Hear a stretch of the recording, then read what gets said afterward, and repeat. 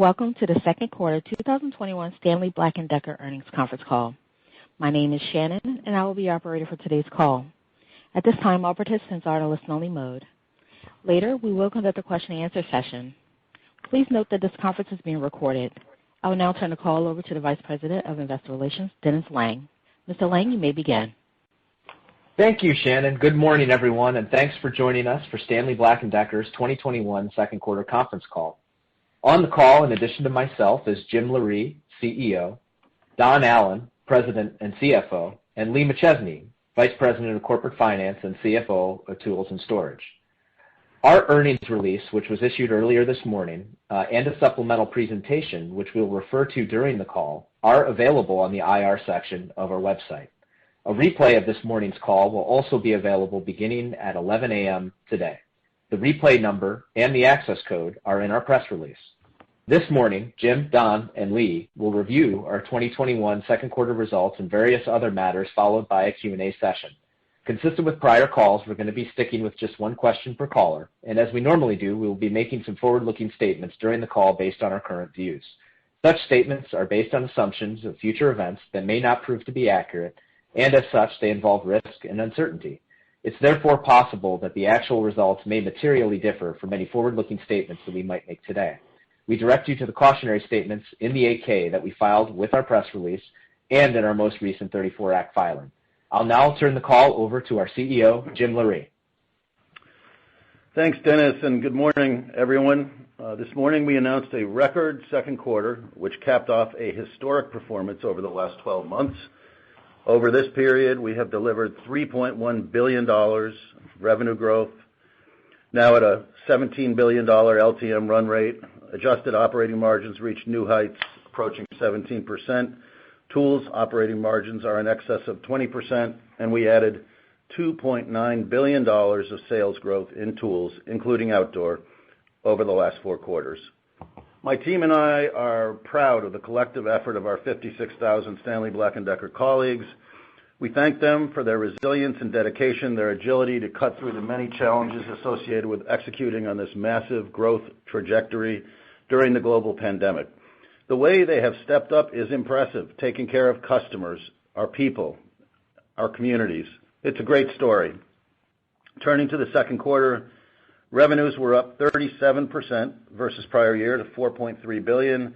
We achieved an all-time organic growth record of 33% and marked the first time all 3 segments, as currently organized, achieved double-digit organic growth in the same quarter.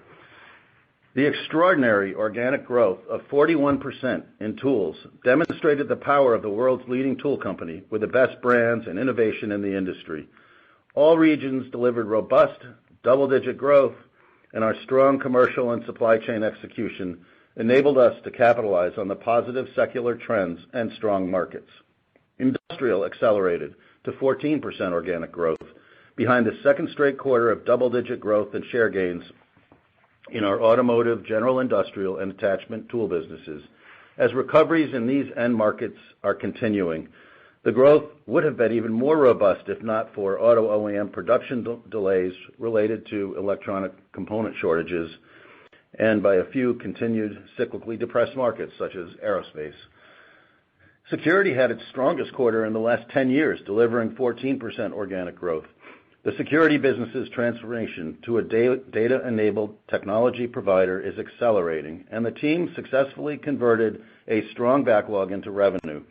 Order rates were red hot in the quarter, up 36%, and the ending executable backlog was at record levels. We're excited about the full potential of these opportunities to support elevated revenue growth in the back half and beyond. Our overall company adjusted operating margin rate remains strong at 15.5%, up 270 basis points from the prior year, with volume leverage, price, mixed benefits from innovation, and margin resiliency more than overcoming the cost of growth investments, commodity inflation, and higher expedited transportation costs required to serve the strong demand in tools. Adjusted EPS for the quarter was a second quarter record at $3.08, up 93% over prior year, and free cash flow for the quarter was $339 million, up 28% versus prior year, and over $300 million better on a year-to-date basis than our record-setting 2020, a year in which free cash flow was $1.5 billion. On the heels of this great performance, we enter the second half with positive momentum and a portfolio that is well positioned to capitalize on the key trends that are driving growth: the consumer reconnection with home and garden, e-commerce, electrification, and health and safety. We are investing across our businesses to capture these opportunities and enable sustained above-market growth with margin expansion. And to that end, we are raising our 2021 full-year adjusted EPS guidance range to $11.35 to $11.65 per share, a 27% increase versus prior year at the midpoint. Finally, I'd also like to highlight that last week we increased our dividend for the 54th consecutive year. The quarterly payout now stands at 79 cents a share, which represents a 13% increase. This is a reflection of the continued confidence we have in the cash-generating power of the company. A strong growing dividend is a key element of our shareholder value proposition, and it is consistent with our capital deployment strategy to return approximately half of our excess capital to shareholders over the long term. Of course, repurchases are the other major vehicle we could employ to do that, and notably, our board increased our repurchase authorization last quarter to 20 million shares, giving us the flexibility to do some of that as well. During our May Growth Summit broadcast, we showcased several significant catalysts that represent opportunities for a long and rewarding growth runway for Stanley Black & Decker. These catalysts capitalize on key 2020s trends, many of which are expected to continue into the foreseeable future. We are expecting that the key market drivers across our global tools markets will continue to be strong demand drivers and support tools growth for some time, including the secular surge in consumers' reconnection with the home and garden, as well as the cyclical expansion in North America home improvement, driven by new and existing home sales associated with household formation and the urban exodus. We are investing more than $200 million in innovation, e-commerce, sales and marketing, and others, and we've never been better positioned to capitalize on market trends. Across the board, we have strategic differentiators that make us the world's leading tool company. Our iconic brands, DeWalt, Craftsman, Stanley, Stanley FatMax, and Black & Decker, our category depth, channel development, and operations excellence, and a track record and commitment to market-leading innovation. Our pipeline has never been stronger. We are expanding our cordless product offerings up and down the power spectrum to new users and product categories. With our FlexVolt Advantage, and DeWalt PowerDetect platforms, we are the industry leader in maximizing power output, with plans to nearly double the number of products on these platforms over the next 3 years. Our Atomic and Extreme platforms leverage the smallest, most power-dense brushless motor technology in the industry to deliver the highest power-to-weight ratio available in compact 20-volt and 12-volt platforms, and will expand the product offering across these platforms roughly 4 times over the coming years. These breakthrough products have already delivered significant share gains, and they're just getting started. The massive acceleration in the shift of demand to e-commerce was amplified during the pandemic, which was an enormous positive for us. We have approximately 3 times the share in e-commerce as our next closest competitor, and we grew our global e-commerce business from 13% of tool sales to 18% in a matter of 12 months, now about a $2 billion channel.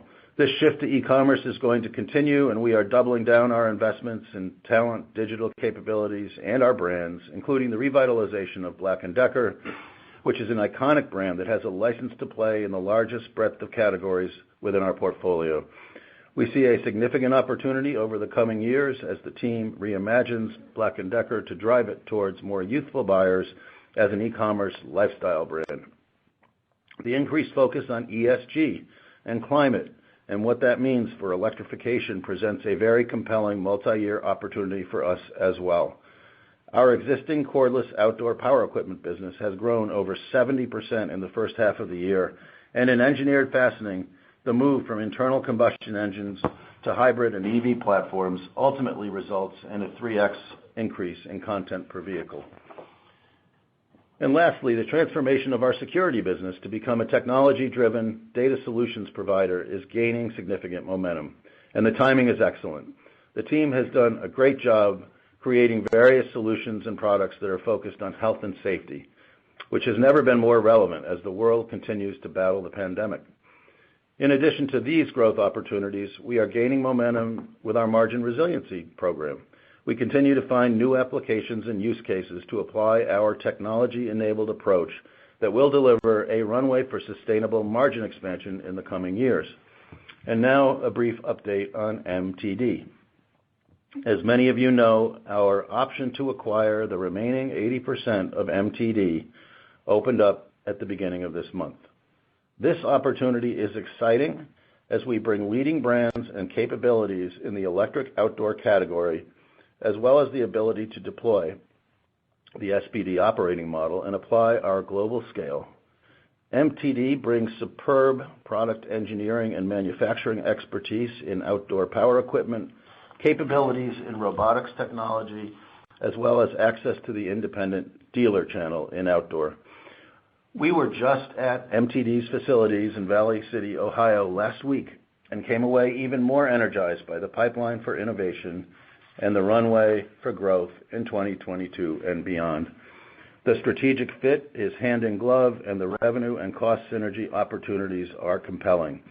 We are currently in negotiations with MTD on the option execution, and should they come to a successful conclusion, and subject to all regulatory approvals, we will begin work on tackling this multi-year opportunity for growth and margin expansion upon closing.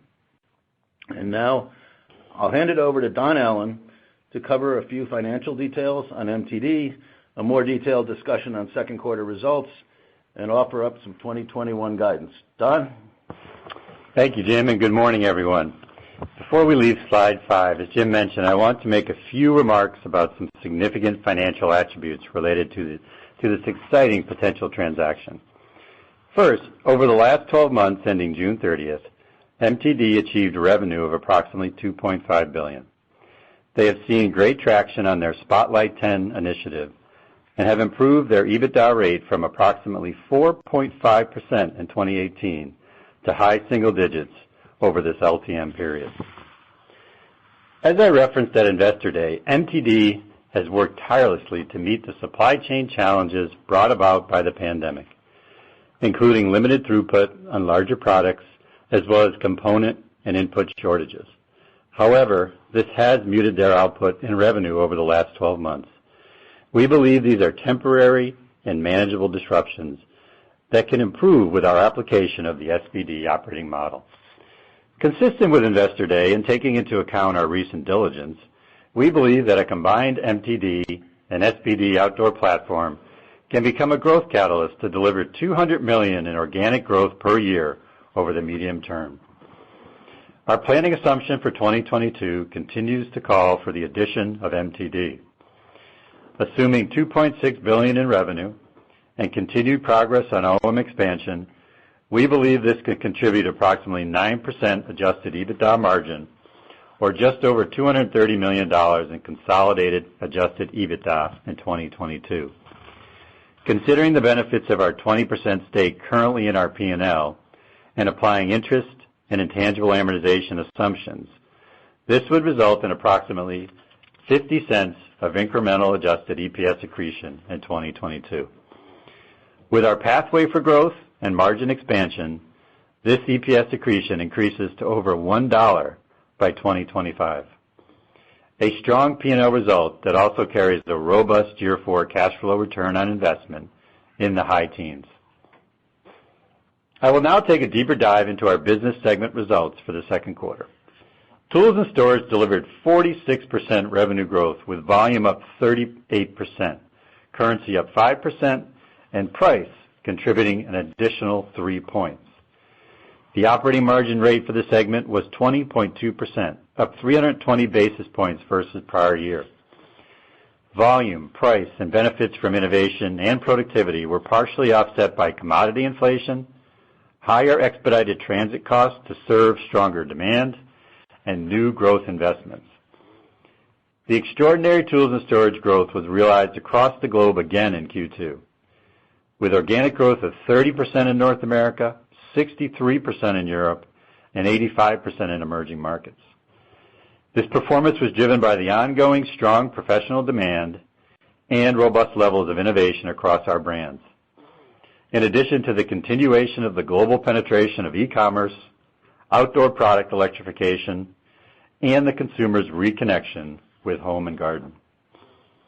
We continue to see growth and share gain across our brick and mortar and e-commerce platforms in U.S. retail, with the channel up 22% organically in the second quarter. POS remained robust, and retailer inventories ended the quarter still below normalized levels. Professional products are leading the growth across the front half, and the share gains are consolidating. The first half 2021 POS is up approximately 40% compared to 2019. The North American commercial and industrial tool channels once again experienced positive sequential trends, accelerating to 68% organic growth. The growth was supported by strong professional-driven demand and positive trends in manufacturing and industrial production, while our company-specific marketing and digital efforts drove share gains with our industrial customers. The European tools business realized 63% organic growth, driven by an expansion in commercial, retail brick and mortar, and e-commerce channels, due to the strength of the industrial rebound coupled with professional construction demand. All regions contributed to double-digit growth, and share gains were led by the UK, France, and Greece, which were up 130%, 73%, and 67% respectively. Finally, emerging markets was up over 85%, driven by higher construction-related demand. All markets contributed to share gains.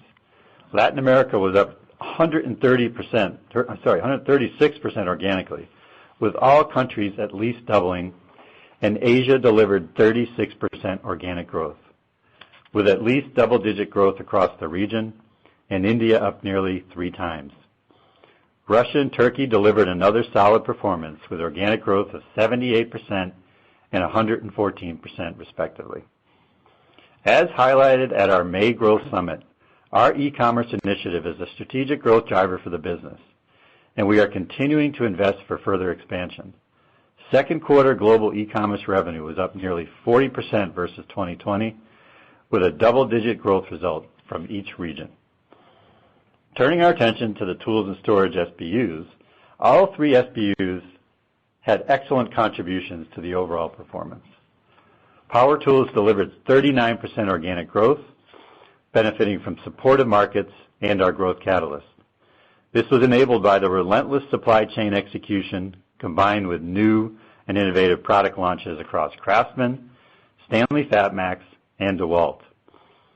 This includes an industry-leading breakthrough innovation such as DeWalt Power Detect, FlexVolt Advantage, Atomic, and Extreme.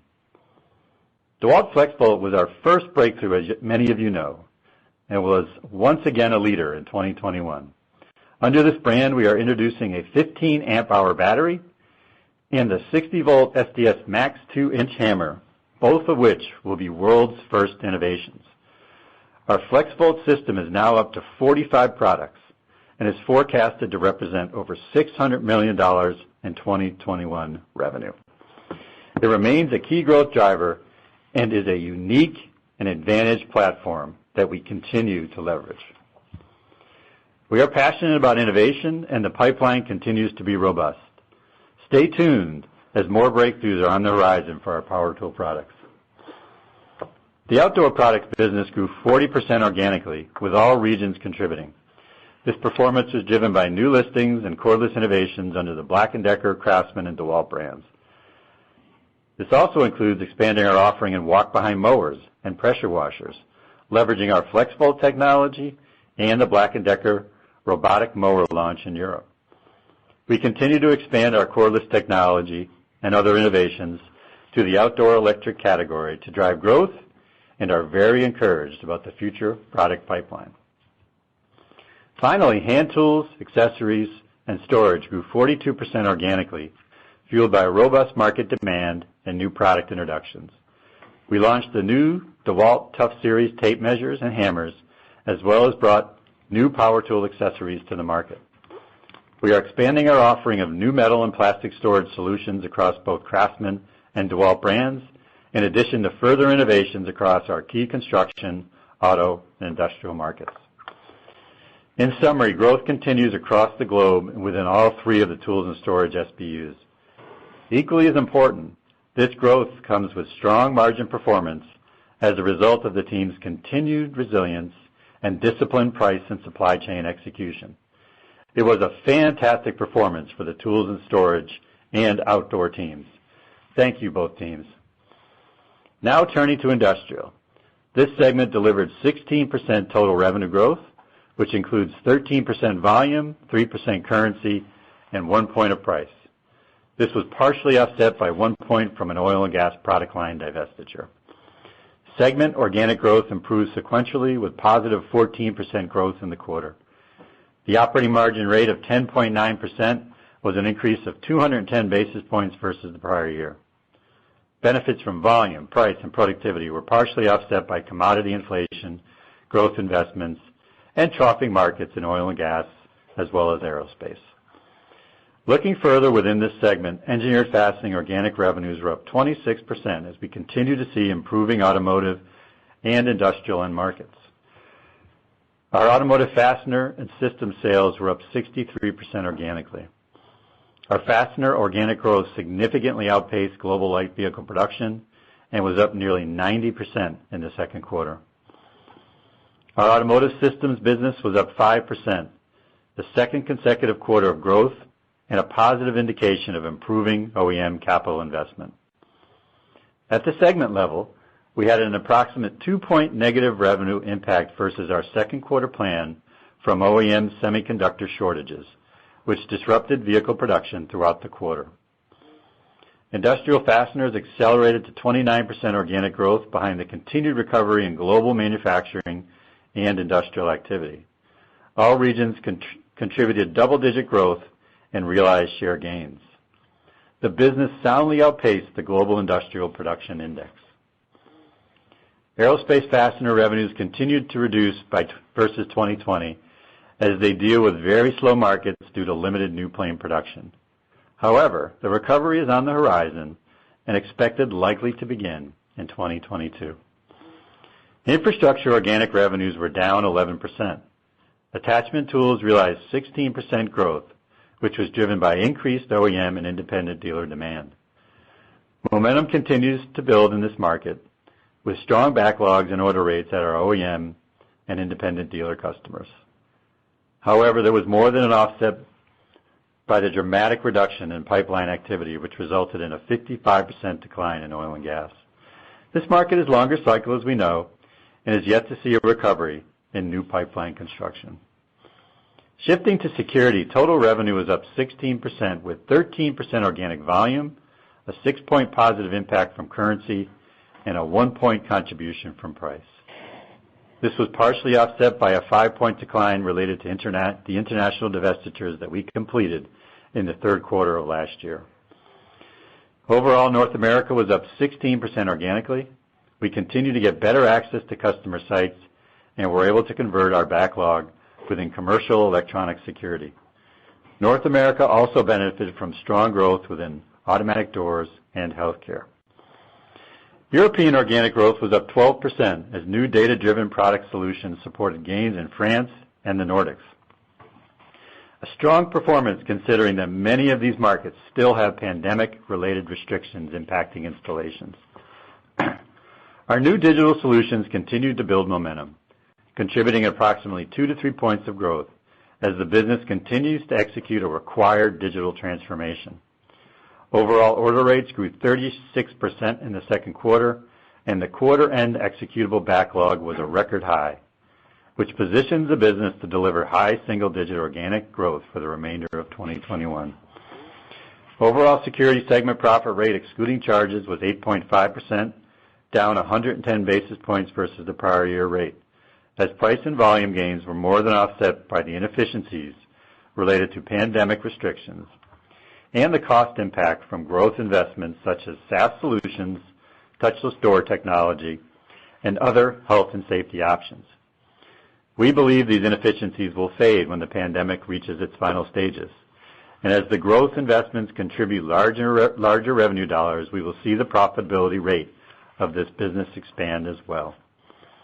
Now I will turn the call to Lee McChesney to review cash flow and an update on material inflation, expedited transit costs, and our price actions. Lee? Thank you, Don, and good morning. Moving to slide 7, we will review cash flow performance. Free cash flow in the second quarter was $339 million, which brings our year-to-date performance to $93 million. The quarter and year-to-date improvements versus prior year are predominantly driven by robust operational performance and earnings growth, and was partially offset by higher working capital and capital spending versus prior year. We are investing in working capital to serve the end user demand, as well as improvement inventory positions for our customers and for us. Working capital turns hit 6.7, a 1.1 turn improvement versus prior year, reflecting efficiencies delivered in accordance with the SBD operating model and the strong revenue performance. We are also making CapEx investments to drive margin resiliency and productivity, as well to expand capacity and support further growth. We've had a great start to the year for free cash flow, up over $300 million versus the record 2020 performance, and remain confident that we will deliver strong cash flow generation for full year 2021. Turning to slide 8. On the left side of the page, I'll share some insight regarding the commodity and supply chain environment and SBD's countermeasures. Looking at the top of the slide, we have included approximately $80 million of incremental expedited transit costs in the second half that we will incur to serve our improved demand assumption. The level of spend is fairly consistent to what we've realized in the front half of the year. This includes items such as premiums for expediting, securing containers for our supply chain, and air freight to keep pace with a hot tool market. These costs should alleviate as the global supply chain rebalances and presents an opportunity for cost savings and margin improvement in 2022 and beyond. Now moving to commodity inflation. We continue to see elevated commodity prices and now expect $260 million of commodity inflation in the second half versus our prior assumption of $210 million. In particular, elevated steel pricing is largely driving the $50 million increase. And for the full year, this is up about $65 million and approximates a $300 million cost for 2021. Now in April, we discussed taking pricing and productivity actions to partially offset the incremental headwinds identified at that time. We are now in the full implementation mode and believe we should be in a position to offset approximately 50% of the 2021 headwind. Netting material inflation and better price realization is a neutral effect versus the prior guidance. The goal is to have our actions in place during the third quarter so that the 2022 carryover benefits of price and margin actions fully offset the carryover inflation. And finally, we also have $50 to $60 million of margin resiliency savings that is not included in the guidance to absorb volatility or support better performance. Now I will turn it back to Don to cover our revenue assumptions for the back half. Thanks, Lee. Shifting to the right-hand side of the slide, I will now outline the full-year organic growth and margin rate assumptions, both overall and by segment. We are raising the total company organic growth range to 16 to 18% versus our prior assumption of 11 to 13%. The primary driver is an improved outlook for tools and storage. Our visibility and confidence for sustained market demand continues to strengthen, in addition to bringing channel inventories back to historical levels. We are raising the organic growth expectations for the segment to the low 20s versus our prior estimate of 14 to 16%. This results in mid to high single-digit organic growth in the second half, which is supported by increased customer inventory as well as continued strong global demand. This assumption represents second half organic growth of about 26% versus 2019, which is consistent with what we just delivered in the front half of 2021. The industrial outlook is in the low to mid-single-digit range, which is slightly lower than our mid-single-digit assumption in April. The primary factors for the change are the impacts from the second quarter, as well as moderating our assumption for oil and gas for the remainder of the year. Lastly, security organic growth is assumed to be high single digits. The record backlog in commercial electronic security is encouraging, and coupled with our data and technology-based product offerings and health and safety solutions, we are optimistic for a strong second half of the business. We are assuming the margin rate for the entire company will improve 40 to 50 basis points year over year. We expect the tools and storage and industrial margins to increase year over year, even given, one, some of the significant inflationary pressures expected in the second half, and two, key new investments to drive 2022 growth.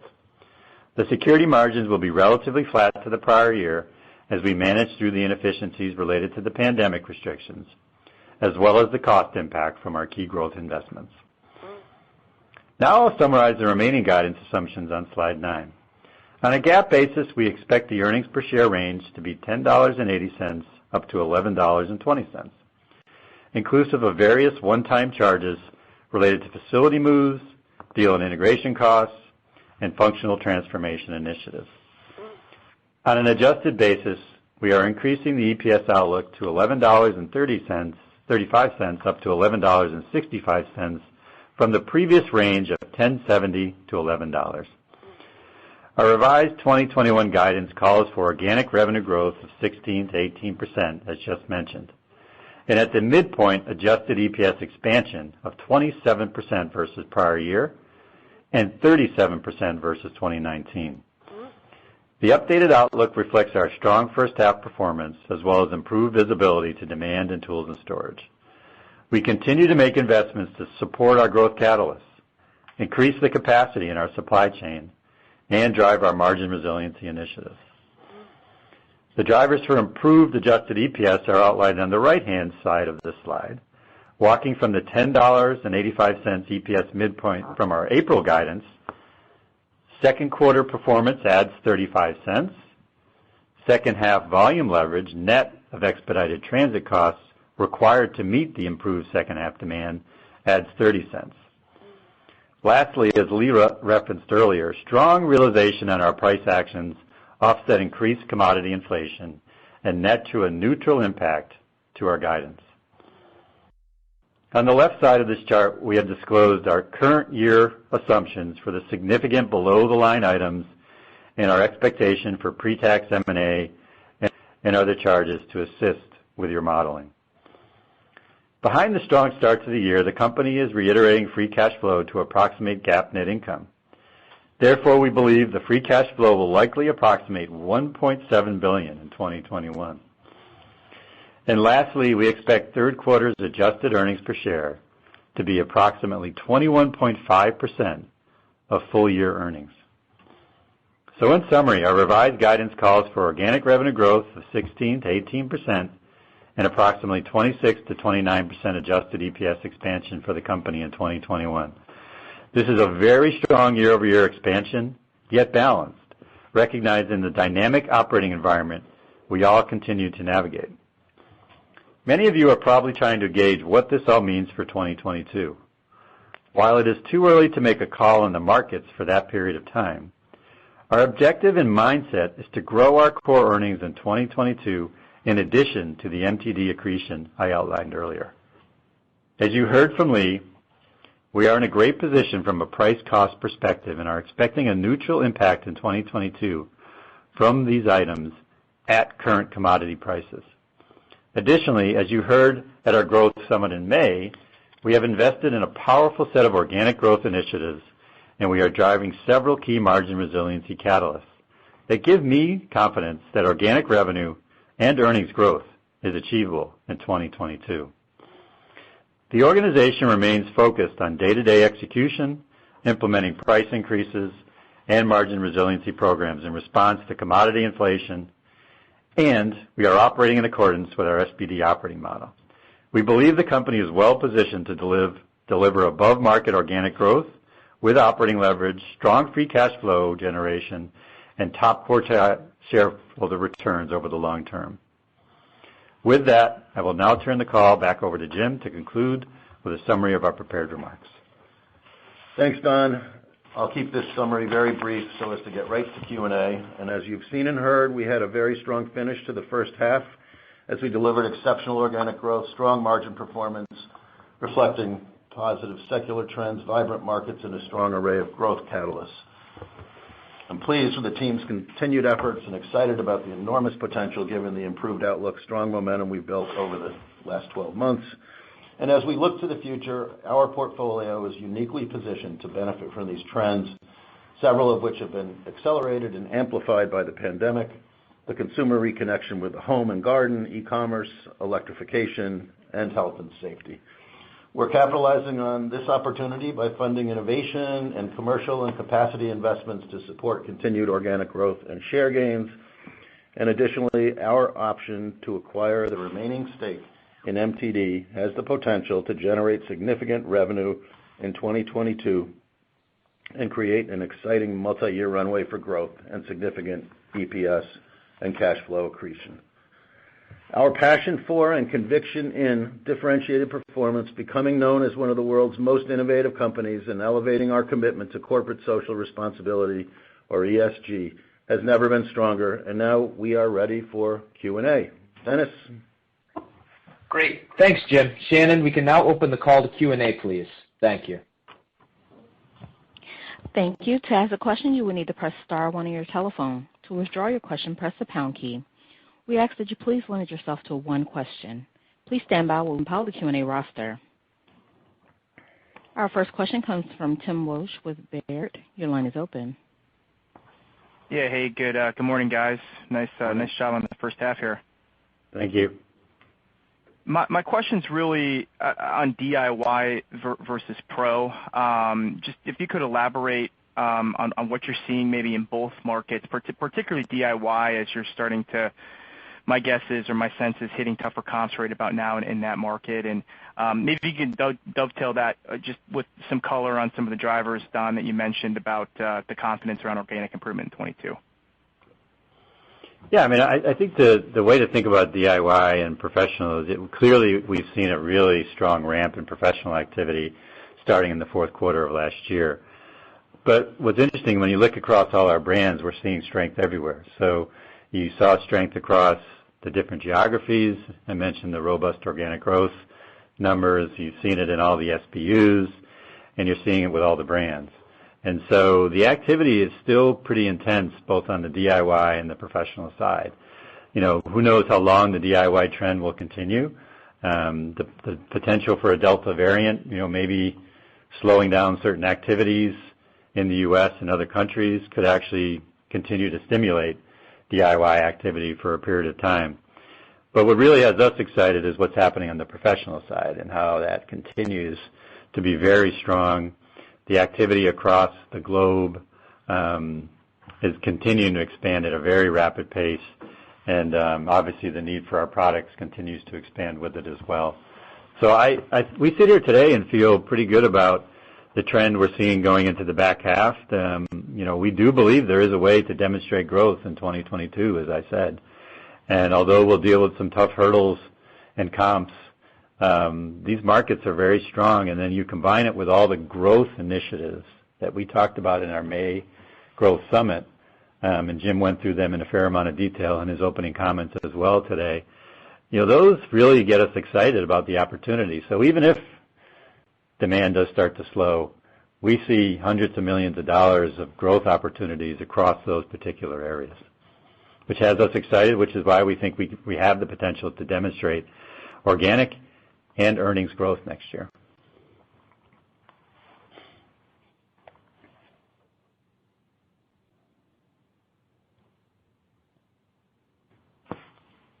Shannon? Thank you. Our next question comes from Nigel Coe with Wolfe Research. Your line is open. Hey, good morning. This is Brandon Reagan on for Nigel Coe. I just was curious if you guys had any kind of position on the news that Carrier is potentially selling Chubb for $3 billion. Just wondering if this had any influence on your thoughts about the security options. Well, it's an interesting question because I just happened to see it flash up on my phone about 30 minutes ago. But it is a very nice price, first of all, $3.1 billion. We consider 14.5 times LTM EBITDA, must be adjusted a little bit, but still very high multiple. We believe our business is probably worth at least as much, if not more, probably another turn or two more than Chubb, all else equal. So, that, I think, pins a valuation on our business that is perhaps a little higher than even we thought it was. And so, there's no direct response to your question right now other than we are obviously digesting the news. And we will continue to evaluate options, whether they be retention of the business, disposition of the business, or something in between. So that's where we are right now. And as I said in my comments, what has us really excited before we make that decision that Jim was describing is the trajectory it's on for organic growth with this really amazing performance in Q2. We think, we could be looking at a business that is in the high single-digit organic growth for the full year of 2021.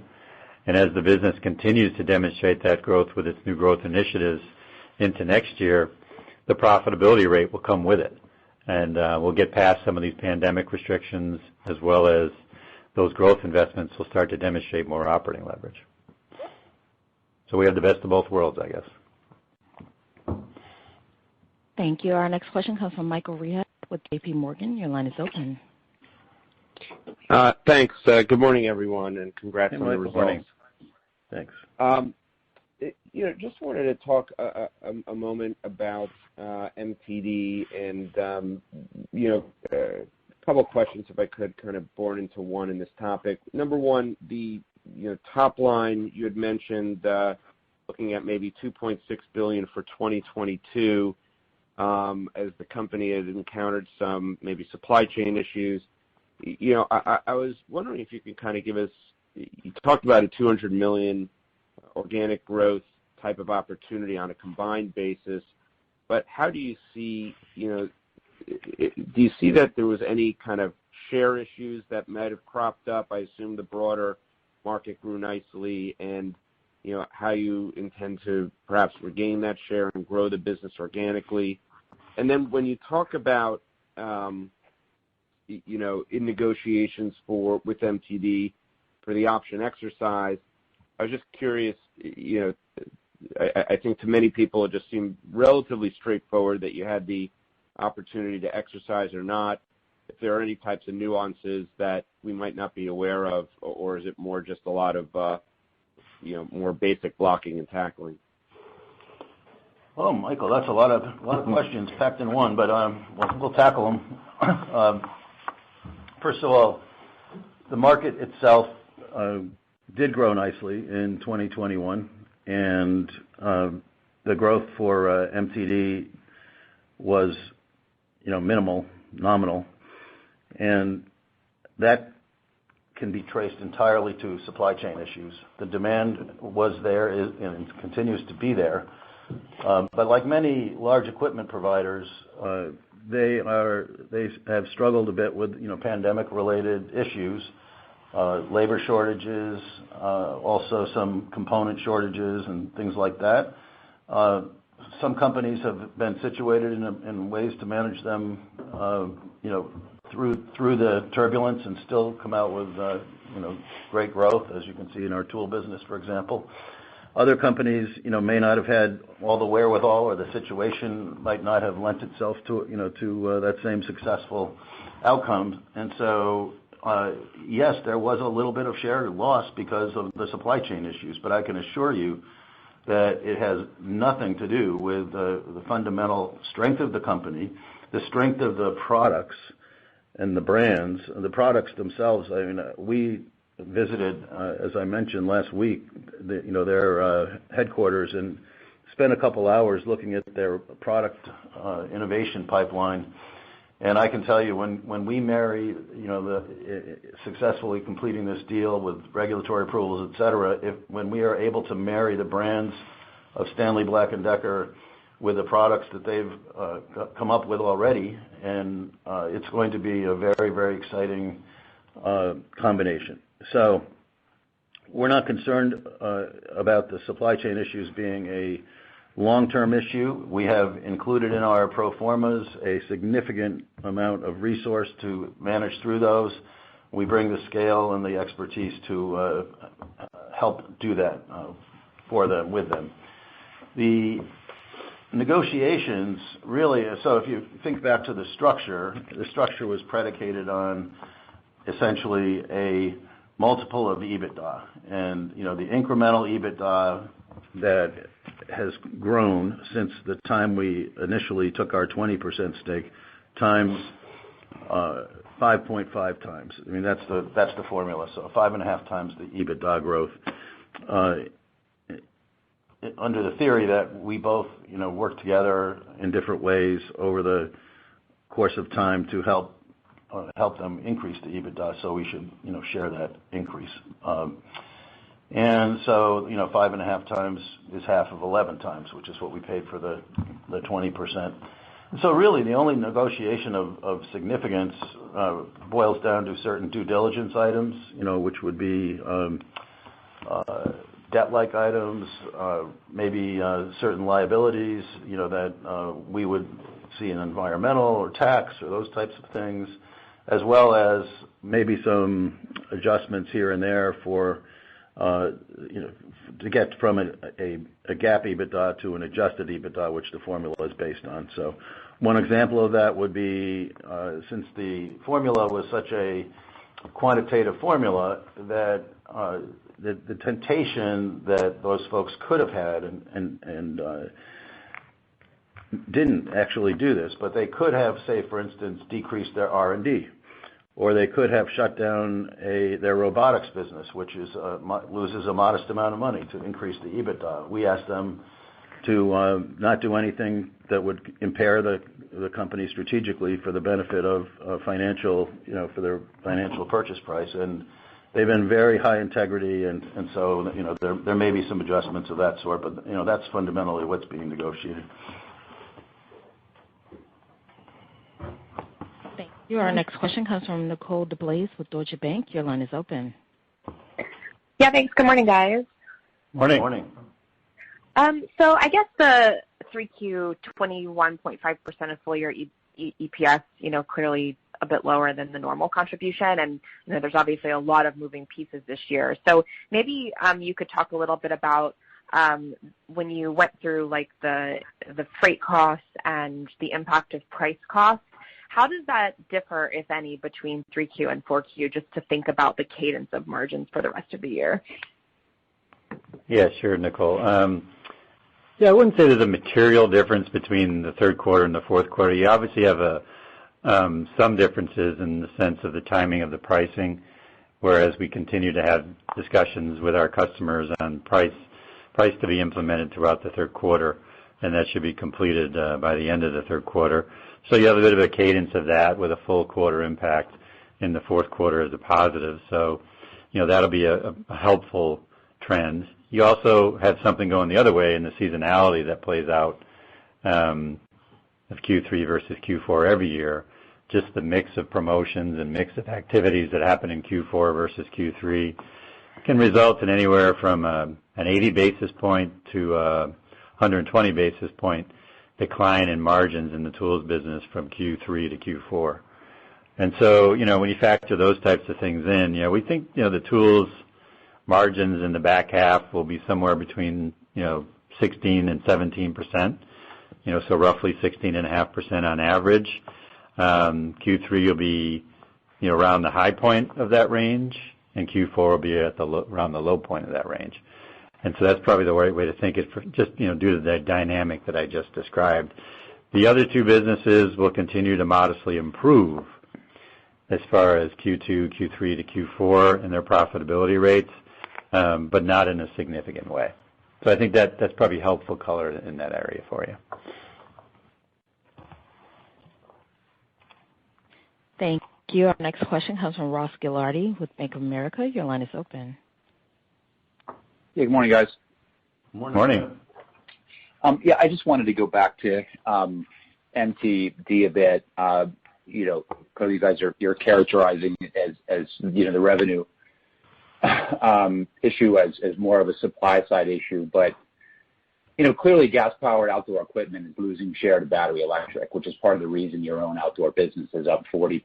So I'm just a little bit confused as to why you'd characterize the shortfall in revenue for MTD as purely a supply side issue. I mean, they're primarily, correct me if I'm wrong, a gas-powered outdoor equipment company today, and gas-powered equipment is ceding share to cordless. So could you just elaborate on that a little bit more?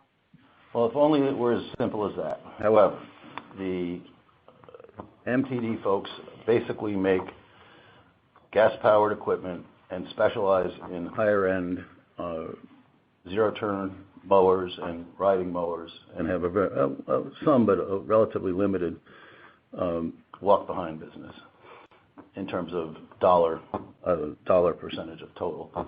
So electric penetration into riders and zero turns is roughly about 1%, and has stayed pretty constant. So we can't paint MTD with that brush that you are painting them with. Number one, because their mix is gas powered, and we know that other gas powered heavy or outdoor power equipment makers grew, and these include some companies that we're very familiar with that grew in the 10 to 20% range during that quarter. So it is what it is. It's not a shift to electric. We will make that happen later if we're able to execute on this, and that's kind of where we are at this point. Thank you. Our next question comes from Eric Bouchard with Cleveland Research. Your line is open. Good morning. Hey, Eric. On the tools business, just two things would love to understand a little bit better. First of all, your sense from a market share standpoint, where you're making the most notable progress. And then secondly, your interaction with your retailers. You talked about inventory, but their commitment to building inventories from here and their focus on that. If you could just expand on those two areas, that would be great. Thank you. I'd love to hear your opinion on that, Eric, but market share in terms of progress, are you talking about products? Are you talking about competitors? All the above? I mean, clearly, there's a very intense battle going on between, us and TTI. TTI has picked an exclusive strategy in the home centers with one player, as well as a kind of commercial and industrial strategy predicated on a lot of feet on the street and a lot of investment in sales and marketing resources in that regard.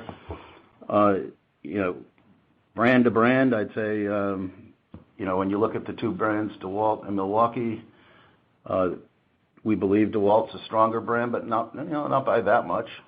When we look at Craftsman and Ryobi, we think that Craftsman is a far stronger brand than Ryobi, and that's based on actual research. So, that's kind of the setup there. Globally, TTI is making some progress, making some investments around the world, but it's largely focused historically on North America and on Australia, New Zealand. So that's kind of the stage there. The interaction with retailers, I think the retailers are as optimistic as we are about the future, and I think they would love to have more inventory yesterday. And we keep getting that those reminders as we operate our factory system at full bore. And we're adding capacity. We're adding several plants this year, and that will help.